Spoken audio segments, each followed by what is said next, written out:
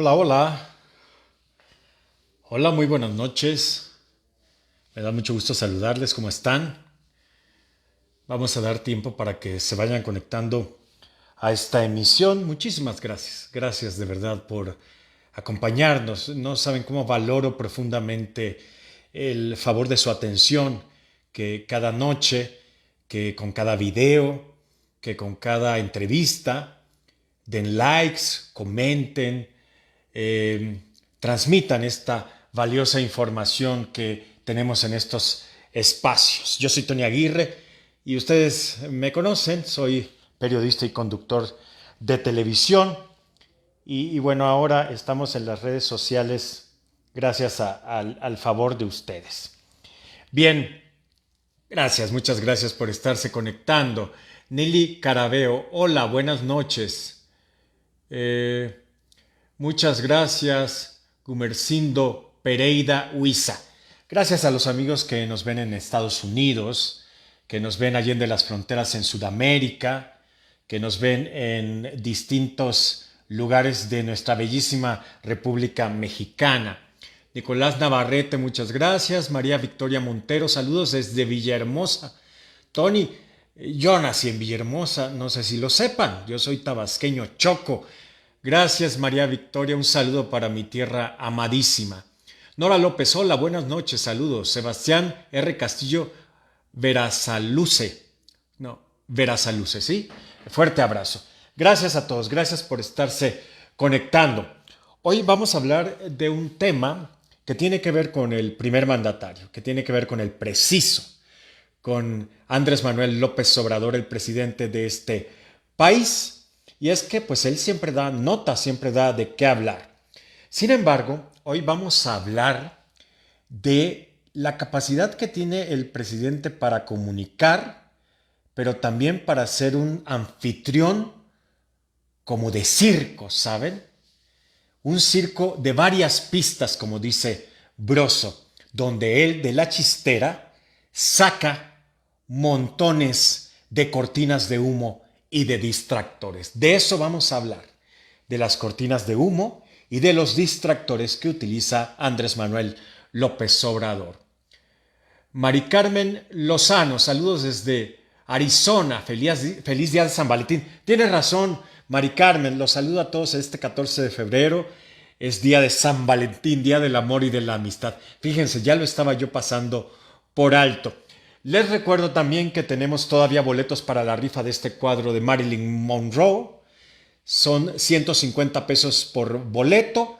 La rifa iba a ser hoy, pero no los hemos terminado de vender, así que por favor, quien quiera un boleto para este bellísimo cuadro, que dicho sea de paso, yo pinté y que se llama La última tentación de Marilyn Monroe, por favor, mándenme un mensaje privado para llegar a un acuerdo sobre él o los números que deseen.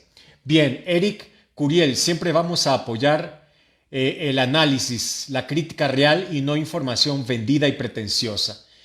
Teresa Alvarado Chávez, hola Toña Aguirre, Ociel Rodríguez y la reina del cash, la gobernadora de Tabasco. Bueno, no sé a qué se refieren, pero en fin, vamos a dar comienzo a esta conversación agradeciendo de verdad su participación. Recuerden, comenten, compartan, quien pueda, quien tenga la manera, envíe estrellas por Facebook. Es una muy buena manera para apoyar estos espacios informativos de análisis y de opinión. Bien, ¿qué es una cortina de humo? ¿Qué es un distractor? Una cortina de humo y un distractor, pues es eso precisamente. Es desviar la noticia, desviar la información de algún suceso importante, de algún suceso incómodo, de algún comentario que no nos gustó y de alguna noticia que particularmente al presidente que por lo regular no le gustan, y más si se trata de información o de noticias que desnudan la corrupción de su gobierno o que desnudan a su familia o que lo desnudan a él en algún desacierto, en algún despropósito. Y miren que hay mucho de qué comentar y hay mucha tela de dónde cortar. Ya hemos comentado antes, lamentablemente este gobierno de las 4T nos ha quedado mucho a deber y siempre digo, y ustedes no me dejarán mentir, que si no le exigimos, no solo a este, ya nos pasó en el pasado, ya nos está pasando y si no nos ponemos listos nos va a pasar en un futuro. Tenemos que exigirle al poder, a las autoridades. Muy bien, Filito Lozano. Hola Filito, buenas noches Tony, saludos desde Jalapa, Veracruz. Por supuesto, también un saludote a Jalapa, Veracruz. Tengo amistades por allá en Jalapa y en Córdoba y en el puerto, tengo familia también. Eric Curiel, te apoyamos, perdón si no aclaré, por eso estamos aquí, porque haces periodismo equilibrado. Muchas gracias, Eric Curiel. Bien, el problema de los distractores no es que los utilice el presidente y ya. La realidad es que siempre se han utilizado. Mentiría yo si les dijera desde cuándo. Yo creo que desde que el hombre es hombre o el hombre desde que empezó a formar las sociedades y los pueblos. Yo creo que desde entonces, ¿no? Quizá cuando, tal vez en las cavernas, no lo sé, pero me pongo a pensar que cuando salían a cazar las mujeres o los hombres cuando se encontraban con algún león, algún dinosaurio, en fin, no sé, y tenían problemas, buscaban la manera de distraer a esos animales o de distraer esas circunstancias. No lo sé, pero los distractores siempre han existido. Miren, cuando la abuelita o cuando la mamá estamos en una conversación en la casa, desayunando, comiendo y cenando, quienes tengan la posibilidad y la oportunidad de hacerlo en familia. Cuando alguien saca algún tema incómodo, algún tema que sea inoportuno tal vez, ¿qué hace la mamá o qué hace la abuelita? Cambiar la conversación, distraer. Bien, pues esa sería una cortina de humo familiar o un distractor familiar. Hay un comercial, creo que de unas galletas o no sé de qué era, pero algo así sucedía en este comercial y pedían las saladitas, ¿no? ¿Recuerdan? Bueno, pues ese es un distractor, ¿no? O cuando hay un brindis de emergencia, ¿no? Salud de emergencia. Bueno, trata uno de distraer de alguna incomodidad, de algo que nos molesta o que nos incomoda o que nos hace sentir mal. Bien, pues el rey de los distractores es sin lugar a dudas Andrés Manuel López Obrador. Él tiene la enorme capacidad, y hay que reconocérselo, de poder conectar con el pueblo, con los ciudadanos, con sus votantes. Lo he dicho antes y lo sostengo. López Obrador práctica y virtualmente solo gobierna para ese sector de la sociedad o de la población, ese pueblo sabio y bueno que lo eligió. Esos 30 millones de votos por los cuales está él en el poder. Ya dejó de lado a la clase media, ya dejó de lado a los periodistas, ya dejó de lado a la UNAM, a los investigadores, a los científicos, y ya, bueno, de la oposición ni hablemos. Él no ha tenido, me recuerda aquello, fíjense, siempre los presidentes se parecen. Cuando Carlos Salinas de Gortari era presidente, él decía que a la oposición ni la veía ni la escuchaba. Bueno, López Obrador está igual. El punto está en que cuando Loret, cuando Broso, o cuando el Reforma, o cuando el Universal, o cuando cualquiera Aristegui lanzan alguna noticia, alguna información que lo incomoda y lo cuestionan alguna vez por ahí en la mañanera, algún periodista serio y responsable o algún periodista de estos medios críticos, ¿qué hace el presidente? Todos lo hemos visto. Distraer, inventar, reírse, poner a chicoché, en fin. Ahora, sí, en efecto, me decía Ana María Olabuenaga, una muy querida amiga que le mando un saludo desde esta plataforma, desde este espacio informativo, que ella es una gran publicista, una gran periodista, creadora de Soy Totalmente Palacio, seguramente lo recuerdan. Bien, yo tuve una conversación sobre las cortinas de humo y sobre los distractores de López Obrador, y ella me decía que él lo hace porque puede, porque tiene el poder, porque tiene 60% de aprobación, según consulta Mitofsky, 61 punto y cachito, según la encuesta que me manda hoy y que todos los días consulta Mitofsky de mí, querido Roy Campos, me envía para tener conocimiento de cómo va la aprobación del presidente. Me decía Ana María que aprobación no quiere decir, o popularidad, no quiere decir que la gente esté de acuerdo a cómo está gobernando López Obrador. Si ya nos ponemos con preguntas a investigar qué opina la gente de su forma de gobernar, de cómo va la inseguridad, de cómo va la economía, de cómo van tantas cosas que no se han podido resolver y que pareciera que, yo no sé si no haya voluntad o lo que no hay es capacidad para resolverlos. El caso es que ya cuando se adentra uno a ello, pues no hay respuestas y el presidente tiene sus otros datos. Y en esos otros datos empiezan los distractores. ¿Cuántas veces ha puesto a mi paisano Chicoche, ese gran músico del sureste, ese gran músico tabasqueño precisamente?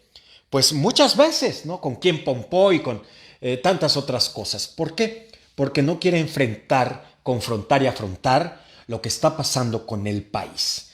Miren, hubo un momento muy álgido en el gobierno. Han habido muchísimos, porque vamos de desacierto en desacierto. Bueno, hace un año, cuando ocurrió lo de la Casa Gris, ¿la recuerdan? Para quien nos esté viendo allende las fronteras, en algún otro país, les cuento que se le descubrió a uno de los hijos, porque él tiene 4 hijos, varones por cierto, 3 de su primer matrimonio con Rocío Beltrán y 1, Jesús Ernesto, de su esposa Beatriz.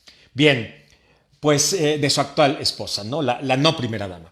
Bien, pues hace un año se descubrió que uno de sus hijos, José Ramón López Beltrán, tenía una casa en Houston, enorme, grandísima, bellísima, con absolutamente todas las comodidades de los millonarios, de los ricos. Se nos trató de decir que era un jacalito, pobrecito, ¿no? Que apenas, ¿no? De apenas una pequeña alberca de 23 metros de largo, con cine privado. Bueno, una casa de millonarios, allá en Houston, Texas.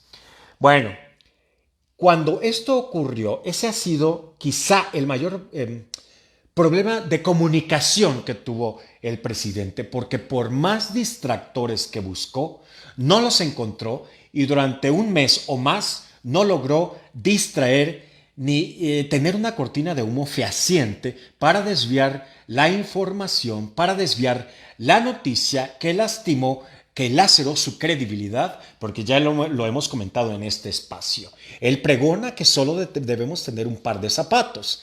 Él pregona que no hay que tener lujos, que no hay que tener casas, que no hay que tener autos. Esto tendría que decírselo para empezar a su hijo y después a Manuel Bartlett, ¿no? Aquel que tiene tantas y tantísimas propiedades, ¿no? Que se le olvidó en aquel momento apuntar, ¿no? En su declaración patrimonial. O que se lo diga, ¿no? Últimamente a quien fue pues, su jefe de abogados. Se me olvidó el nombre ahora.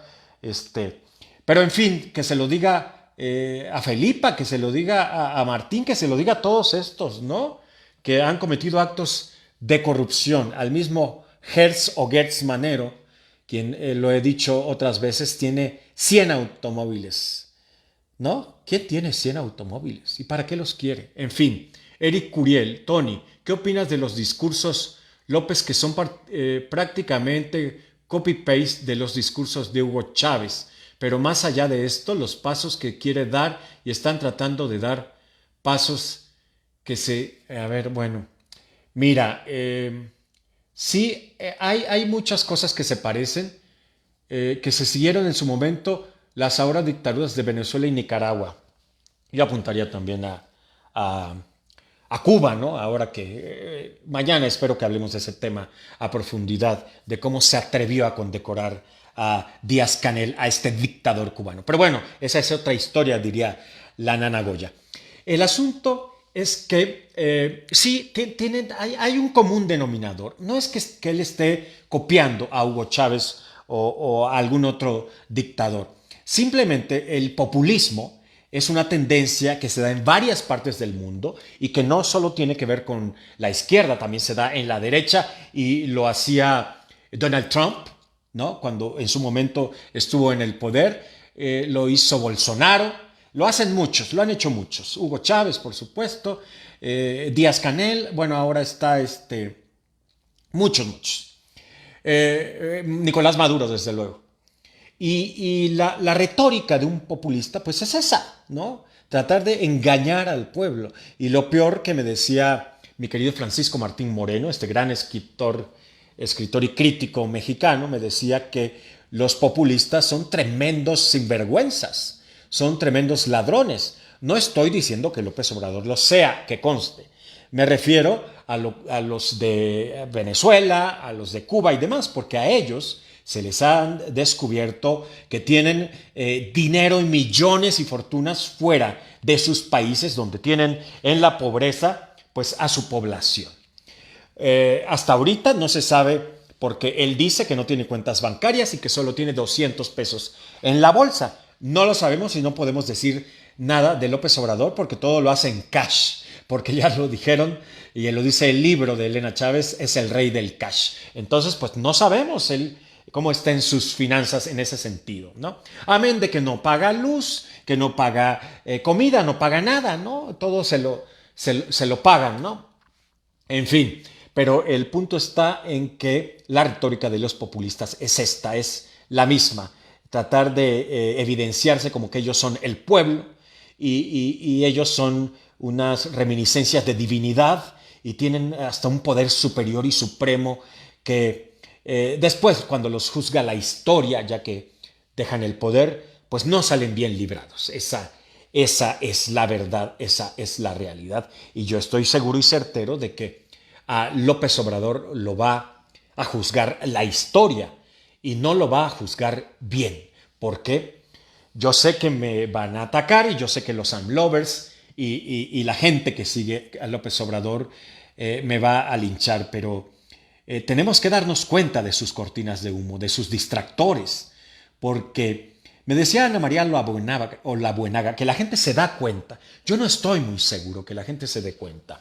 La gente le deja pasar por cariño, por amor, porque ya lleva 18 años haciendo campaña, porque le habla al pueblo, porque dice que no tiene dinero a pesar de que vive en un palacio, por lo de los zapatos que no volea, porque no se los volea, porque se le ve el gallito, porque la ropa la trae luego mal puesta. En fin, él trata de sincronizarse y de representar al pueblo. Eso también lo hacen muy bien los populistas. Tratar de evidenciarse como seres supremos que son el pueblo y que la realidad es que se comportan como emperadores, ¿no?